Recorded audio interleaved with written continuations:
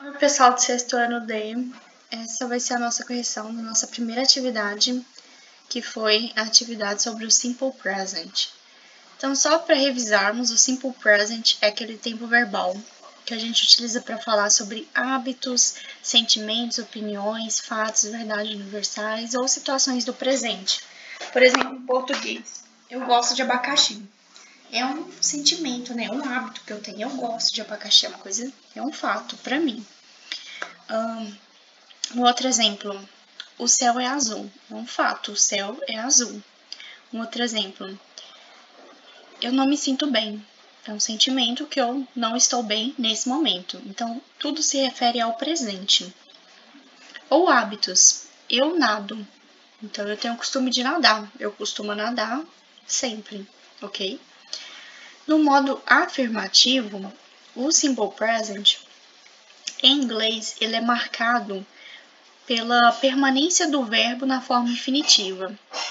Ou seja, por exemplo, em português, quando a gente utiliza um verbo, a gente vai conjugar esse verbo para cada pessoa. Então, eu estou, tu estás, ele está. Em inglês, a gente geralmente conjuga esse verbo da mesma forma para todas as pessoas. E muitas vezes o verbo permanece na forma infinitiva, ou seja, na sua forma original. Então, por exemplo, o verbo feel é a forma infinitiva. I feel tired. Eu me sinto cansada. Então, ele está permanecendo na sua forma original. O verbo feel permanece feel. They think that you are wrong. Eles pensam que você está errado. Think é pensar. E continua na forma do infinitivo. Só que isso não vai acontecer para he, she e it no modo afirmativo. Então, quando eu estiver fazendo uma afirmação em que os pronomes sejam he, she e it, o verbo vai ter uma pequena alteração, que é o S.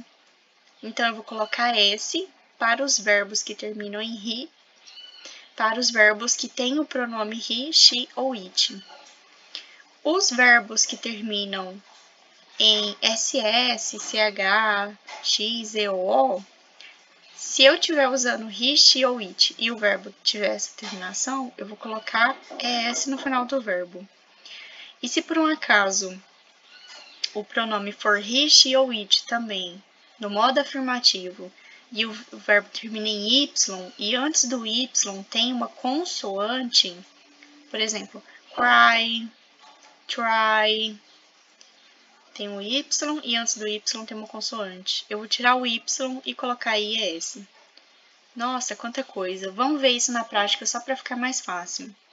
Então, nesse exercício aqui que a gente vai corrigir, ele pede exatamente isso, para completar com os verbos usando o Simple Present. Então, a primeira coisa que a gente tem que observar quando vai fazer o exercício é o tempo verbal que ele está pedindo, Simple Present.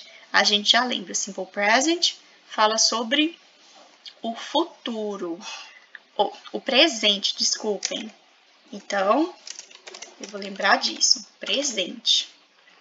No presente, o verbo ele vai ficar no infinitivo, exceto para he, she e it.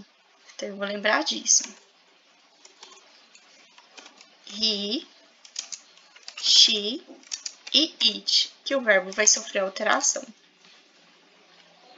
Então, eu vou observar o pronome. E isso vai acontecer somente no afirmativo. Então, eu vou observar o pronome. He. Nossa, é he. Então, ele vai sofrer alteração.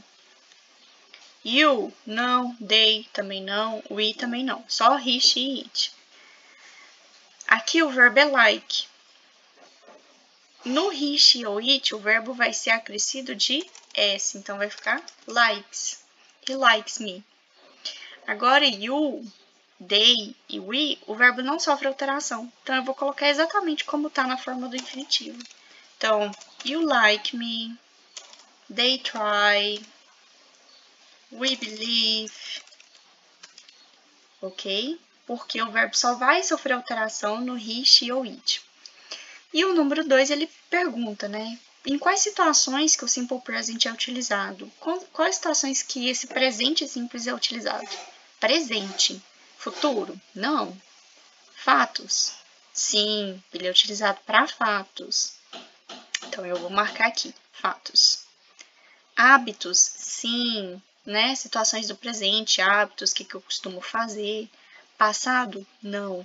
Desejos e sonhos, coisas que eu desejo para o meu futuro, que eu quero muito, também não. Ok? Então, esse foi nosso exercício. Essa foi nossa aula. Revisem esse material, revisem o vídeo quantas vezes forem necessárias. Espero que vocês tenham gostado.